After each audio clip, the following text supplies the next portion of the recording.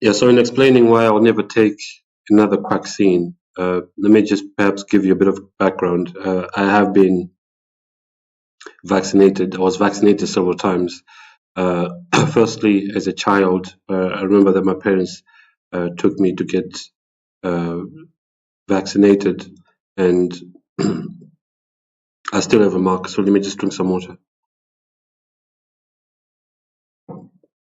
I still have a mark on my left arm, on my upper arm, where I got vaccinated. I'm not sure exactly what that vaccine was. Perhaps it was the measles vaccine. Maybe some of you can tell me in the comment section what vaccine it is that you get as a child that leaves a mark on your arm. But yeah, of course, that decision by my parents to get me vaccinated was made out of ignorance and out of fear, fear of me getting sick, which is the driving force behind not just parents, but even adults lining up to get themselves jabbed, like what happened during this pandemic. And of course, this pandemic, the issue was compounded by the fact that there was the issue of getting sick, yes, and the issue of dying, but there was also the issue of losing one's job. In certain places, there were certain companies and employers that said that if you didn't get the poke, you lose your job. And of course, maybe there were certain restaurants where they said that they wanted to see your in vaccine papers. Yeah, there were many places that did that. But so this is not to say that anyone who has been jabbed in the past is stupid or they made a bad decision. Or maybe it was a bad decision, but it's not to condemn you. Because I was also vaccinated many times. So I started off by telling you that I was vaccinated as a child. I'd never had any input into that decision. It was a decision that was made by my parents. And but as an adult as well, before I came to know what I know now, especially when I was in the army, in the British Army, I got vaccinated several times. The thing that I kind of like started waking up early. It's similar to conversion. There are some Christians who can tell you exactly what day they converted to Christianity. With me, I don't really have a date as such where I had some kind of epiphany, if I can call it that. uh, where you have a light going off and you straight away want to give your life um, to God. It's happened slowly. So it's similar with same with the issue of vaccines. When I was in the army, I was also lining up like everyone else, like sheep, lining up to get jabbed. And those days I used to watch TV, and I watched a documentary that was talking about the anthrax vaccine, because that was just before I went to Iraq with the British Army. And you know that there was this scare that um, I forget his name now. The president of Iraq at the time. So I don't know. I've just gone blank. But Saddam Hussein. Saddam Hussein had could attack Allied forces with anthrax if they invaded Iraq.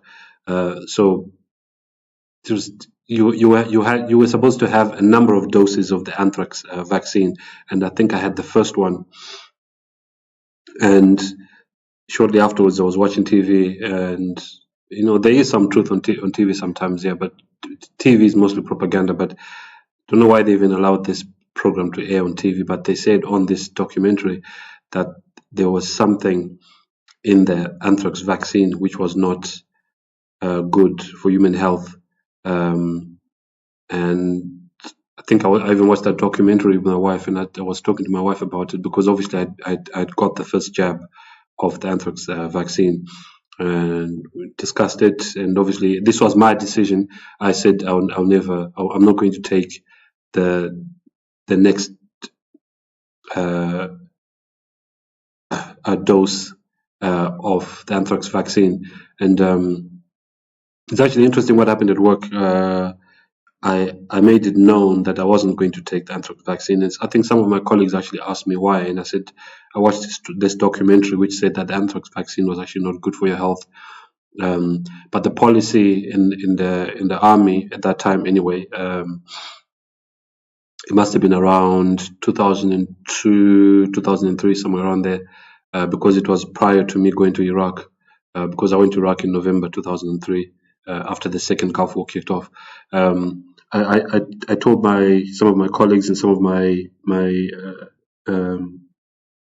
supervisors that I wasn't going to take the the next jab of the anthrax vaccine, and they said, "Well, you still have to go to the clinic." There was a clinic nearby where we were supposed to go and get jabbed. So I went there with everybody else because pretty much I was coerced. But when I got there, I made it known I wasn't going to get jabbed, and then when I said that, they still asked me if I was sure, and I said, "Yes, I'm sure."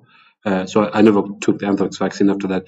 But that's how I slowly started waking up to the harmfulness of vaccines. But I didn't know as much as I know now. And as time went on, I started doing a lot of reading, and excuse me, watched a lot of documentaries, and also started basically using my brain, my critical thinking skills that God gave me. Started asking questions, and over time, I decided that I was never going to take another vaccine. But when I was in the army, it's not just the anthrax, the first dose of the anthrax vaccine that I got or that I took. I took some other vaccines as well. I think there was a tetanus vaccine. I think there's one called DTP. I can't remember what that stands for. But one of my main reasons, besides, of course, the books that I've read and the documentaries and the research I've done on vaccines has made me come to this decision. But excuse me. But I just wanted to say, as you can see from the picture here, which I've had on the screen now for quite a few minutes, this is what it's actually called: geographic tongue. It's a vaccine injury, basically. And let me just give you the story as to how I ended up with this vaccine. And the thing is, I was a bit slow, actually. Maybe God was trying to show me through various ways, including in the Holy Scriptures. We have a text that says that the pharmaceutical industry is involved in deception, but maybe I'll share that later with you. But how did I end up with this vaccine injury here, which you can see on the screen? This is called geographic tongue. It's called geographic tongue because these sores that you see on my tongue, they actually move around. And what actually happened is, as some of you may have heard me saying, I'm from Zimbabwe, okay, which is in Africa. And of course, Africa, the continent of Africa, is seen as a place where a lot of disease comes from. So even now we have this scare, this health scare about Ebola. Some of you may not know this, but the first time I ever heard of Ebola, they said that it came from what are called green monkeys in Africa, in the Congo. So it's like almost everything bad comes from Africa. So when I first went to the UK, I actually lived in a place called Hackney for about a month. But then afterwards, I moved to Scotland. And when I went to Scotland, I got tested for HIV. And the test for that came back negative. But even though my test for HIV came back negative, this person, I remember this man actually said to me, we can still make sure you don't get HIV by giving you a vaccine. Which when I look back now, and just in case some of you are wondering how old I was, because that was one of the worst decisions I've made in my life. I was about 25 years old. That was just prior to me joining the army. I actually agreed to get vaccinated, even though my test for HIV came back negative. Which also now with all the knowledge that I have, I also question HIV tests because I think the test is similar to the PCR test. Although there's one, I've also since had a few other HIV tests where there's one where they draw blood and put it on a piece of paper to see whether the paper changes color or not. I think they're there's more than one HIV test, but that particular test came back negative anyway. And then I was offered to have a vaccine to stop me uh, getting HIV. I think the idea was just in case I had HIV in my system, this vaccine would help me. It's kind of, when I look back now, it doesn't make sense. I should have just refused, basically. Um, like I'm trying to explain. Perhaps sometimes I don't finish my sentences, I don't finish my thoughts, but what I'm trying to say is, um, that was a very poor decision that I made, and uh, I don't even trust HIV tests, in the same way that I don't trust the PCR test for which was used especially during this pandemic. Um,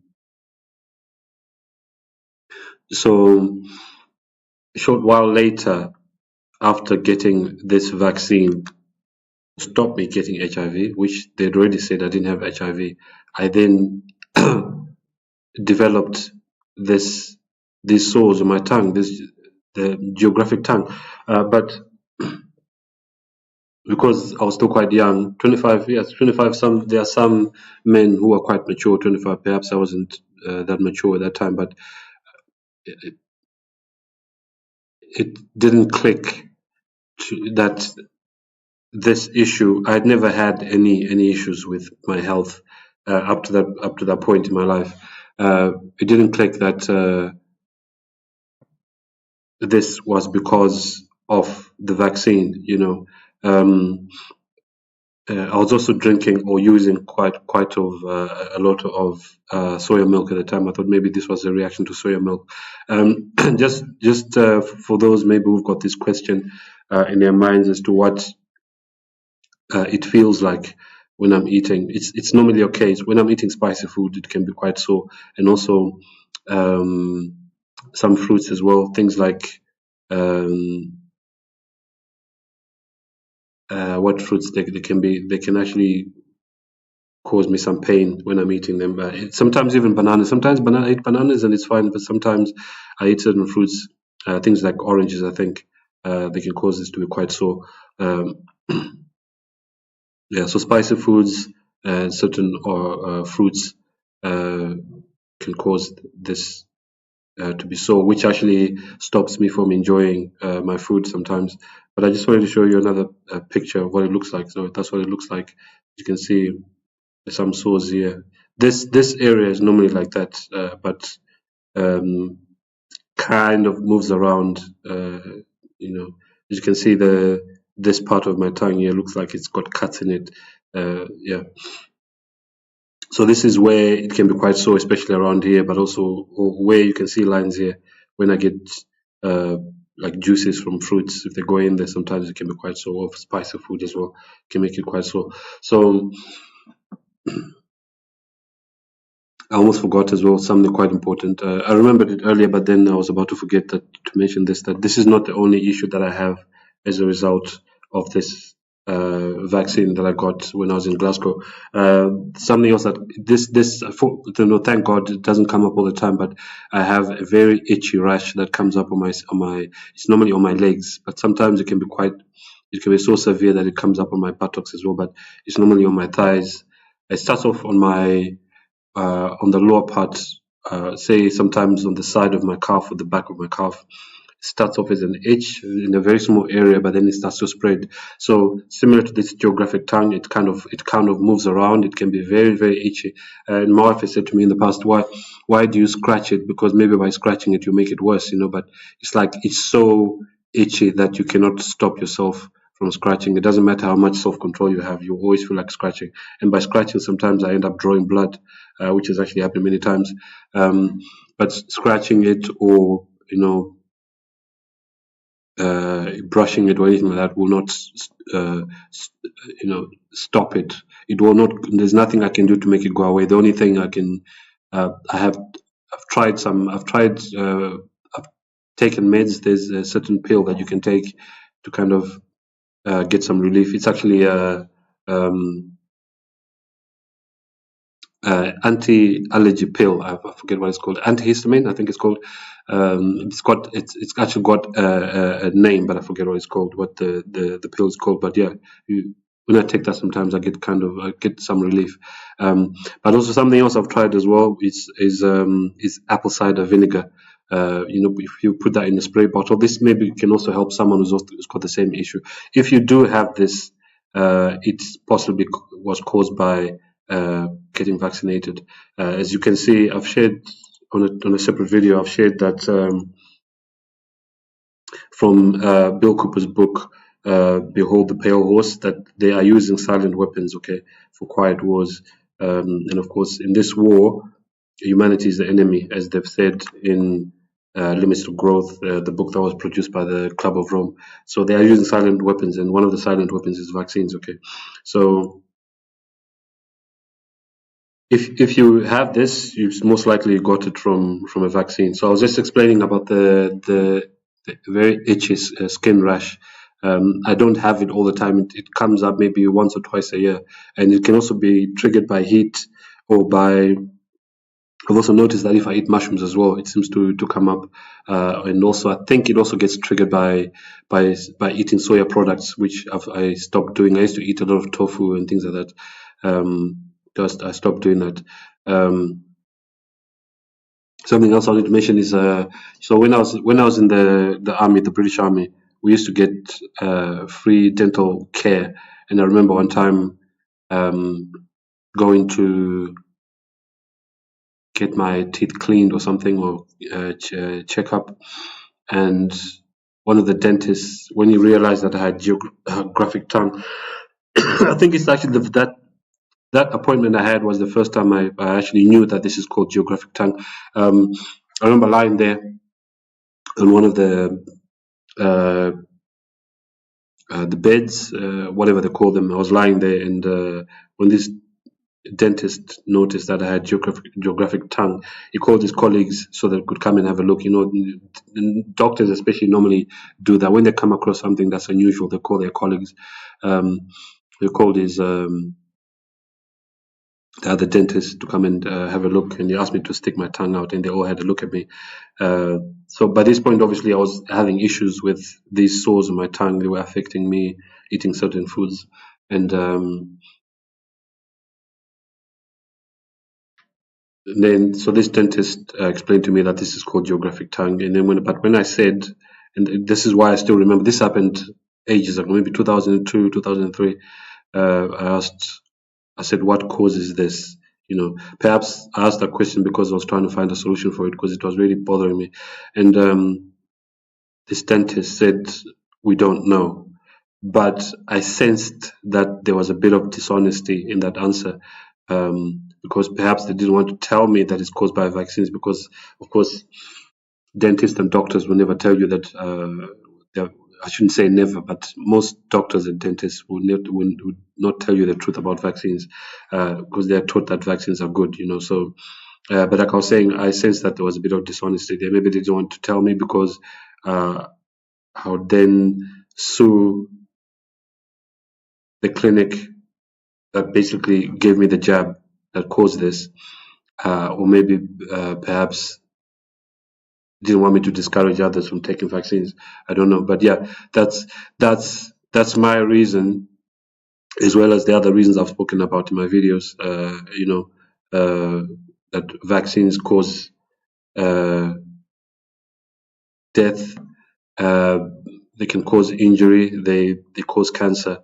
And this whole story about Edward Jenner, which as I finished the video, I just wanted to talk about Edward Jenner. I think they say he's the first person that came up with the idea of vaccines, and that he cured smallpox or whatever disease he's supposed to have cured. I actually don't believe this. I don't believe that quackcines help in any way. I don't believe there's a single quackcine that has cured the disease. In fact, I came across something the other day where it said that Pfizer has been around for 175 years and they've not even cured one disease, So, and there was also this lady, I'm not sure if she's still alive or not, but she had a PhD in in healthcare or something. I can't remember exactly what the PhD was for, but she studied vaccines and she said there's not a single quackccine out there that has ever helped anyone. They don't help anyone, as you've seen there. If you can get this book by Bill Cooper, it's free. You can download it as a PDF.